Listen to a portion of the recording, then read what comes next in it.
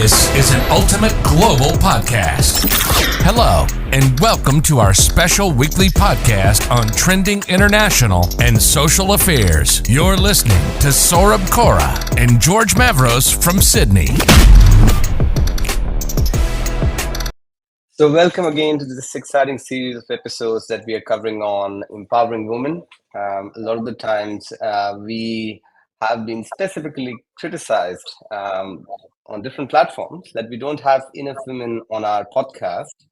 And this is something which both George and I want to address, not only through this specific series, but in general, because whenever we try to invite people, it's absolutely impartial. We just send out an invite and send an invitation so we can have as many people of different genders, cultures, nationalities, ethnicities on the podcast. And to discuss today's topic, we have invited Mel. So we'll be talking about leaders driving change in organizations. We know how important are effective leaders and good leaders to drive a bigger change and a systematic change in the organizations. And Mel, because of her experience in similar sort of spaces herself, and also talking to a lot of people in her network who are themselves great leaders, would be the perfect fit for this episode. And that's why we got connected to her a few days ago. So welcome to today's episode, Mel. Would you like to introduce yourself to our audience on what you do and your experience with leadership?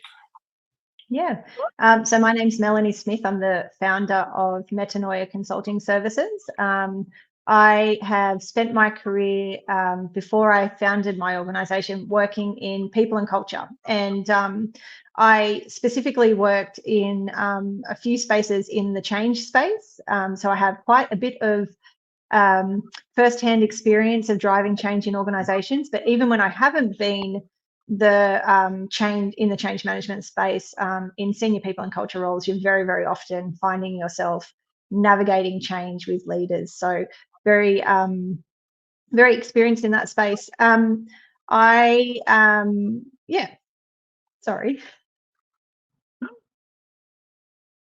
Don't apologise. That's all right. We're interested in what you want to tell us. Yeah, go on. So I have worked with leaders for all of my career, particularly in the senior leadership space. And one of the things that I've noticed throughout my career is that we don't teach leaders really how to lead through change. And often what happens is we get to a big, massive transformation process and we're expecting leaders to be able to front up and lead their teams through change. And that's at all levels of leadership, from executive down to kind of frontline. So it's something I'm really passionate about, leadership, and leading through change is one of those topics that isn't going anywhere. It's massive. We're seeing more change through organizations now than we've seen, probably faster pace probably than in all of history, particularly from a technological space. So yeah, I feel like it's a very important topic to be talking about. And I feel like there's a lot of opportunity to help leaders really think through how they want to lead and what they want to do in that space. I know this is going to be a very subjective question. I'm going to ask the same question to George as well after I ask you the question, is what really defines a great leader? What are the traits of a great leader as per the people that you have met, as per your own experiences? Are there any specific traits that you find great leaders, or leaders who actually make transformation and they leave a good legacy in organizations have, versus leaders who kind of just come in for the sake of being a leader, but they actually don't create any sort of change after their 4 or 5 years of being a leader? Do you see any difference between those two kind of leaders? Have you had that experience in the past, Mel? Yeah, I think yes, I have. I think that there's a few common elements of great leaders, but I don't know if there's I think there's a bit of a myth around the perfect leader. And if you look historically, people will tell you that the perfect leader is the person who's really confident and they're outspoken and, they're able to stand in front of a group and speak with confidence and all of that kind of stuff. And I actually think that that discounts a huge number of people who don't immediately show up in that way as being lacking in leadership presence or unable to lead. So from my perspective, I think the things that are really important to the leaders that I've seen, or the things that I've seen that are common among the leaders that are really strong, have been their authenticity. So their ability to turn up and be themselves, because people trust you when you're authentic. If you turn up and you're trying to be something you're not, people smell it very quickly. They smell the BS, right? I think the other thing is the leaders who are most effective are the ones who are able to be vulnerable and demonstrate transparency. So they are turning up in a way where they are taking a bit of risk in themselves, putting themselves out there, and that then again enables trust. The other thing I think is really, really important. The best leaders that I've seen are the ones who are actually able to demonstrate some empathy. So they're putting themselves in the position of their staff or their teams or their people generally through the organization, and it helps them to make more people-centered decisions. And as a result, then they get better outcomes. And I think those are common traits across really strong leaders in any sector, in any industry. Yeah, I feel empathy goes a long way.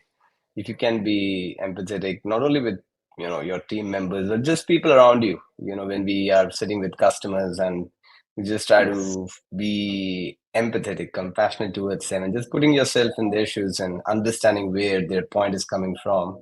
So important, I feel. What do you think about it, George? On the same question of what defines a great leader? Look, for me, I think of leaders and managers.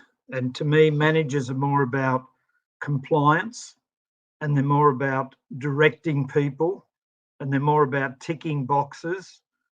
And a great many of them, even the good ones, great many of them, their staff believe that they work for them. The great ones and the good ones who are called managers but are really leaders in a management role, number one, the people think that they work with them. Leaders are about inspiring people, not motivating them. You cannot motivate somebody. That has to come from them. And the leader gives the inspiration so that the person then wants to be motivated or motivates themselves to work with the leader to do this. I think that leaders tend to be more big picture, and they're definitely about the why. So the manager, he actually doesn't, or she doesn't think as much about the why. It's just, we've got to get that done. We've got to get that done. We've got to get that done. Tick, tick, tick. And if they've got a why, it's because I'll get my butt kicked if we don't get it done. The leaders are more big picture and for the betterment of humanity and blah, blah, blah, blah, blah. And somebody goes, wow, I'm into that. And they actually, somebody asked me this question today about staff, and she said, how do you make them stay? I said, you don't. I said, it's impossible to make someone stay. You have to inspire them that they want to be with you. And I think that's the difference between leadership and management. And can I just jump in and say, like, I feel like the key thing as well is we often define leadership as a role in an organization, when the reality is you could be anywhere in the hierarchy of an organization and demonstrate leadership. And when I'm coaching people, I'm often talking about, don't think about your position in the hierarchy if you're wanting to really demonstrate your leadership. You have every opportunity to do that no matter what level you are at in the organization. Yeah. I was in a company at one stage, and the general manager of that company was a terribly egotistical, narcissistic soul. The problem was I was the leader of the pack, and I was the state and national business development manager and manager of this and manager of that. And I chewed him up and spat him out in front of the staff one day. And then I went up to the managing director of the company And I said, I need to go because now he's ineffective. Because the staff were following, I was their leader, not the general manager. And yes, I totally agree with you, Mel. There's many a person in different roles that they're supposedly not the leader, but they actually show the leadership and they take it through. That very thing is being discussed at the moment about the Matildas as to whether Sam Kerr was really leading more so than the coach. I think that's a little bit tough on him, but certainly to a degree, I believe Matilda suffered badly through the lack of leadership that they missed out on once Sam Kerr got injured and was not part of the team. And I think to Mel's point, there's a very good example for people to look at. She's supposedly the captain of the team, he's the coach, but she was leading the team in many a way. But there can always be defects everywhere. But what Australians should be proud of is being a population of 26 million and still winning 46 medals and ranking number 3 just behind USA and China. It's a proud moment for Australia. I don't know of any other country, especially the country that I come from. We are 1.4 billion people in India, and we can only produce 5 medals. So I think there's a long way for a lot of countries to travel. And as a spectator, you can always sit outside and criticize people and say, oh, you should have played like that. You should have done like that. But when you're actually there in the playground, George and I, we always discuss about it. When you're actually playing it, that's when you realize how difficult it is to win that moment. It's easier to be a spectator than a player. But one question I want to talk about, Mel, with you is how do you think leaders can actually ensure that the changes they are making are sustainable in the long term? I think this is the biggest challenge in any organization. You come up as a leader, you try to make a change. That change might be sustainable for 6 months, 1 year. But how do you make sure that it's a long-term change? Is it something which is driven from bottom-up approach where people actually start making those changes and it is engraved in the culture of the organization, or it's like a top-down approach where you are instructing people to do something, which I'm not a big fan of? How do you think so? I think it's a bit of both, to be honest. I think that any change that sticks requires leadership and sponsorship from the top.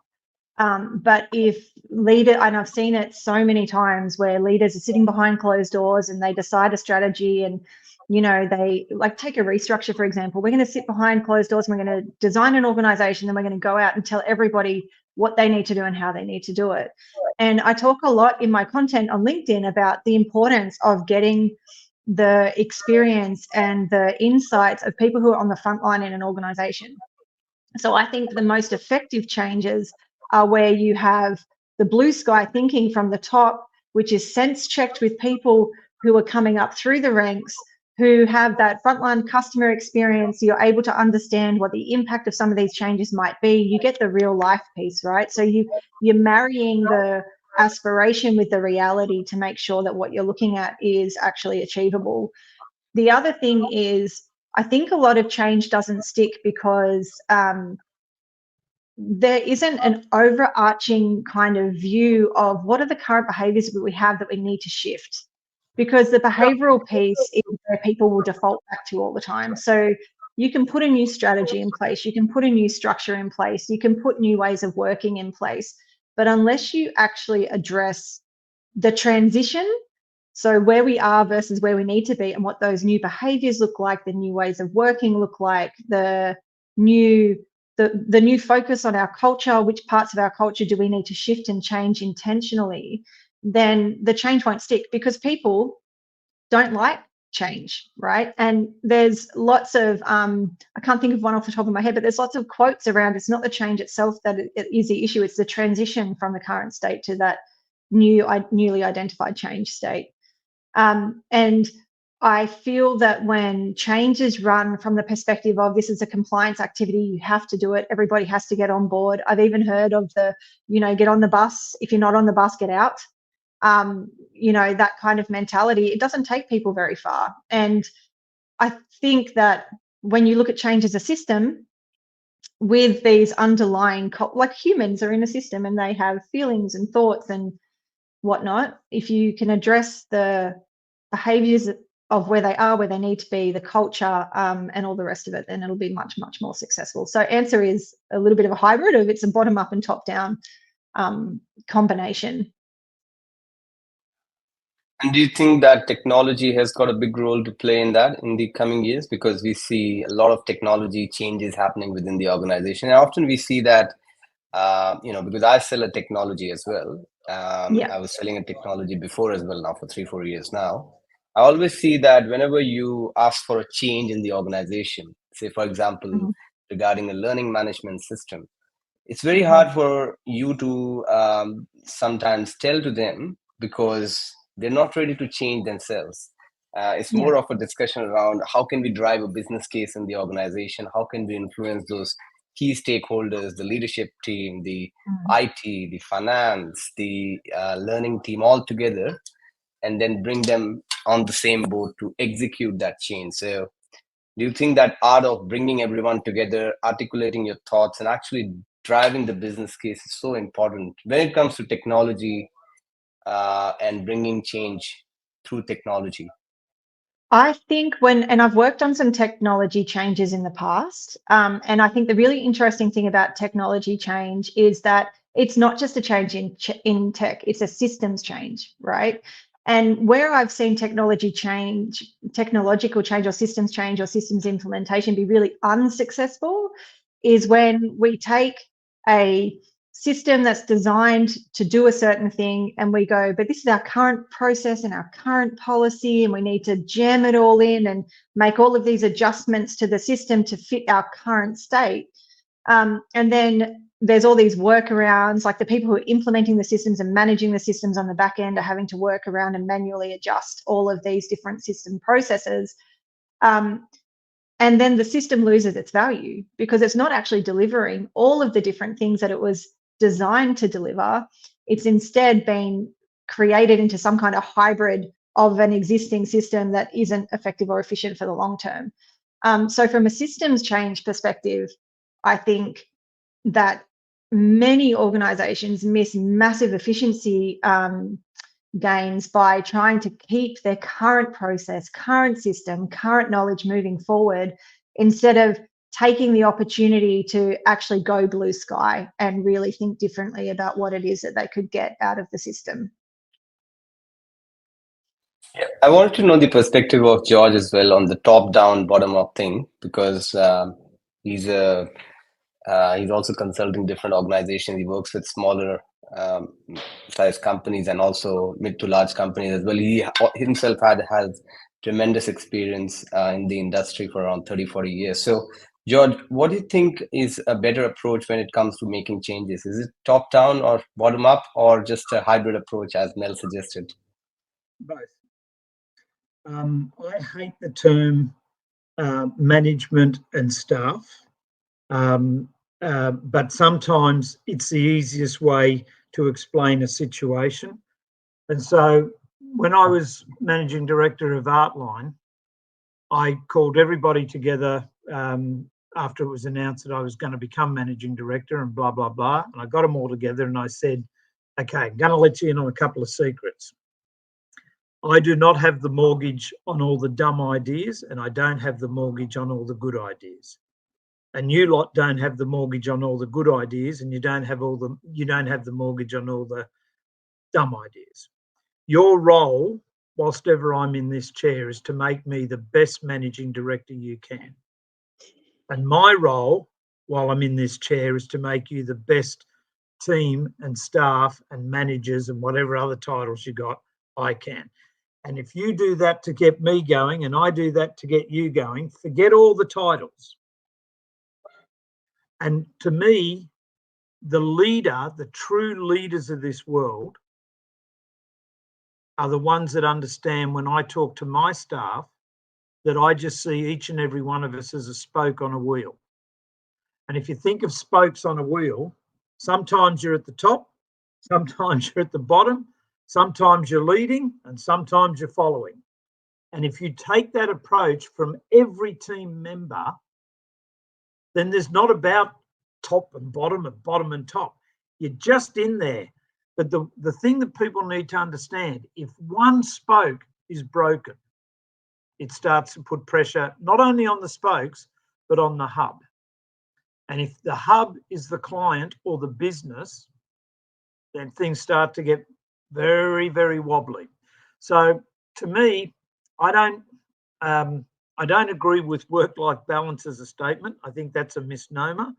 And I don't agree with top to bottom and bottom to top. I think the more management, leaders and staff just say, oh, I got that title because they had to put a title on the door somewhere, we're all in it together, I think you get a much richer and you get a better outcome, not only for the people in the organisation, whatever that organisation is, but also the outcomes and deliverables of that organisation.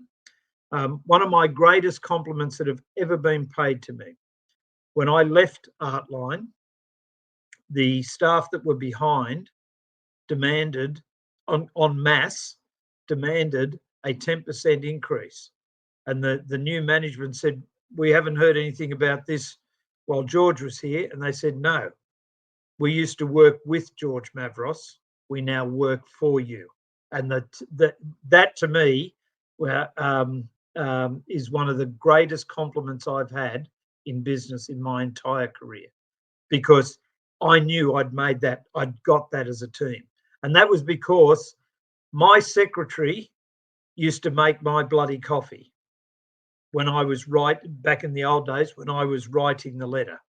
And I used to make the coffee for my secretary when she was typing the letter, because that was the best person to do that job. There was none of this, oh, go and make me a cup of tea or a coffee. I made as much coffee and tea for the receptionist, for my secretary, for my PA, as they ever made for me, because we were a team.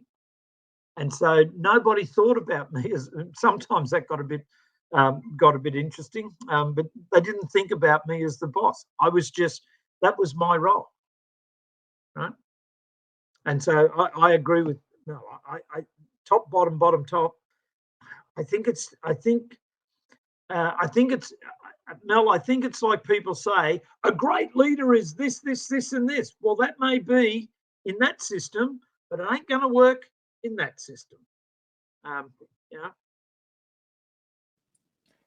So just that's a really good point, George. And thanks for sharing your experience. It's always a great thing to look back into your experiences, because you've been my mentor for 4 years now, and it's always good to learn something new out of you, especially on leadership, strategy, sales, a lot of things that I've learned from you over the last 4 years. So that was great.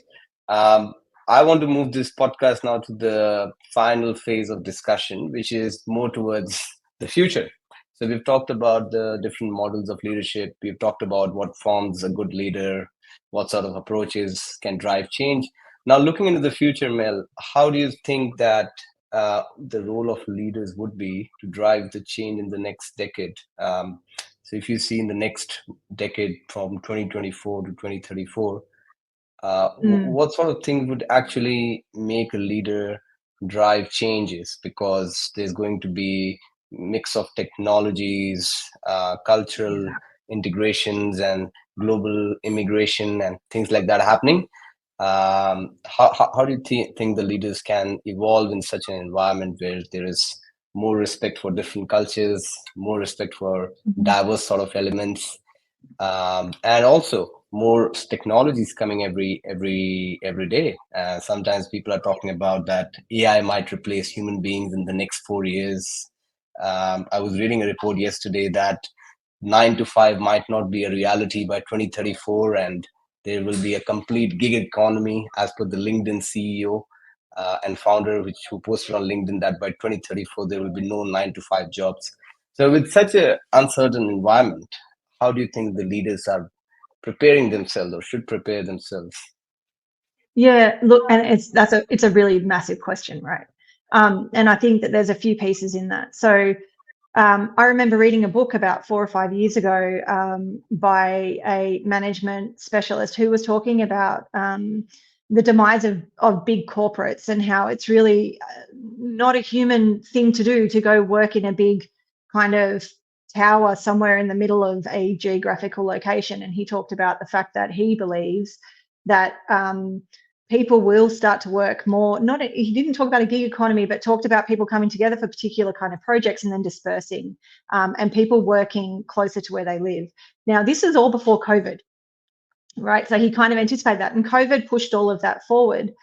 But like I said at the very beginning, we've got this change happening in our society at a rate that hasn't been seen before, and at a very micro level in organizations, I think what we're going to see is there's going to be much more access to data.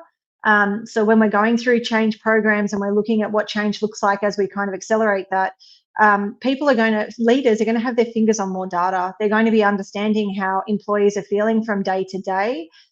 They're going to be able to kind of see how their change programs are happening from day to day. I've seen different tools out there around, AI influencing how managers and leaders communicate with their staff, and that being change pieces coming in. But to be really frank with you, I think that the opportunity is to find the human element.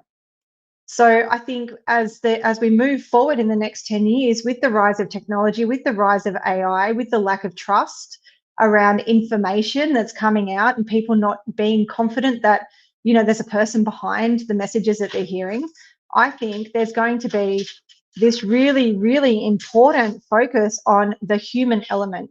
And I think that when people are able to demonstrate that human element as leaders and able to kind of front up and help employees manage through change, and I think that's going to be the piece. So as technology becomes bigger, more complex, more important, the human element and the importance of it just rises in importance as well, is my personal view. Yep. And what do you think about it, George? Considering you are in this future world of B&I, and you're always looking after referrals from different companies, do you see any sort of trends coming that you hear about technology in the next few years? I think you can confuse technology and the application of it with the education and creation of human ability. And let me unpack that mouthful. Do you know any minister of a government that was drunk and fell down in the street about 20 or 30 years ago? Do you know of any of those guys? Answer, nope.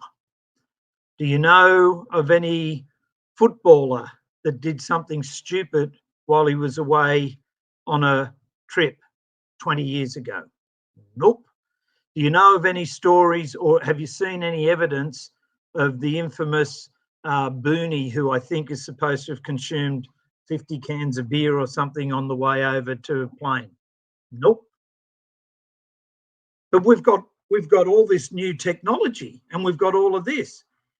If you're an idiot, and we've all been an idiot at some stage in our life, and there was no mobile cameras, there was no phones, there was no internet, you were an idiot, but you didn't get caught. Technology, artificial intelligence, only allows you to impact at a greater rate than you could without it. So when you're a young sales rep and you did something silly, and there was no mobiles and there was no cameras and there was no this and there was no that, 1 or 2 people knew about it. If you did something good, 1 or 2 people knew about it. Now you put some stupid statement up and everybody knows about it. It does not create you to be a better leader. It does not make you a worse person or a better person. Leadership and things like that is from here. It's a heart, a soul sort of a thing. Technology allows me, if I'm a good one, to impact more people. If I'm a bad one, to be noticed by more people. And I think people get confused that, technology is going to create better leaders. No, it's not. Leaders are leaders. Managers are managers. The technology allows you to either get the message out, which is good to more people, or bad to more people. The theory of the future, according to Melanie. Are you going to put it in our new book? It'll probably come up somewhere. Yeah, I think technology is. I've got an internet or I've got data.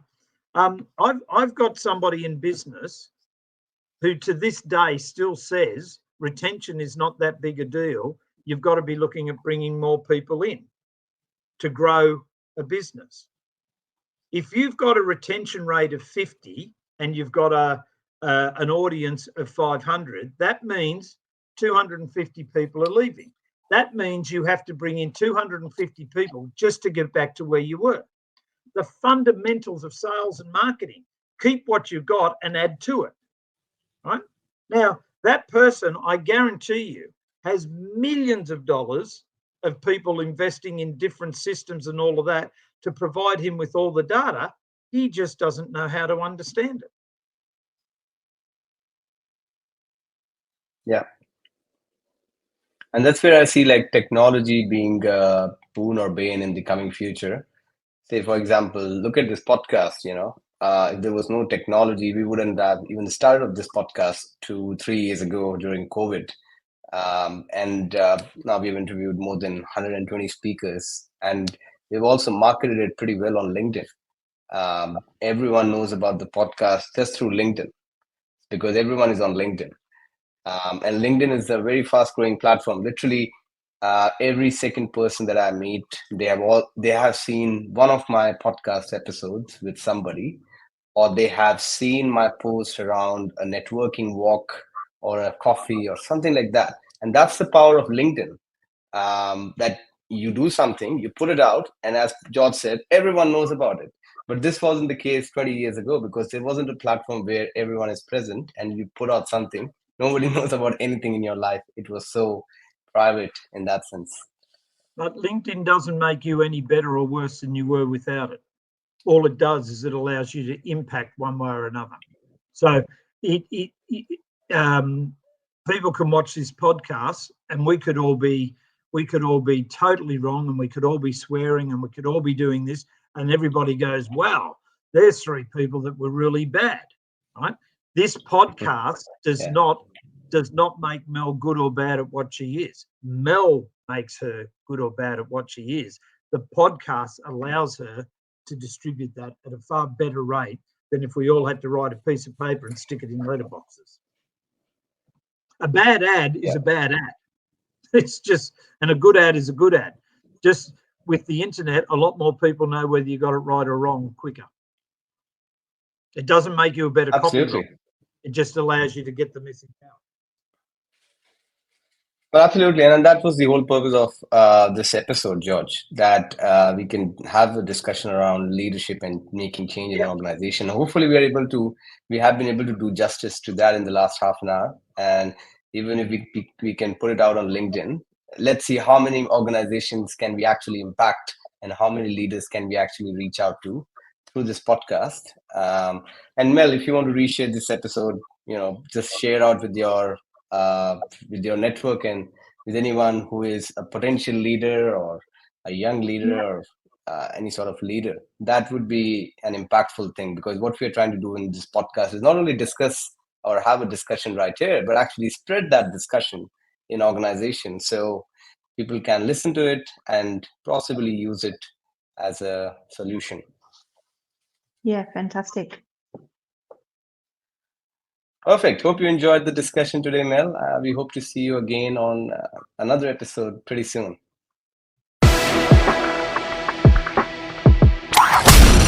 This is an Ultimate Global Podcast.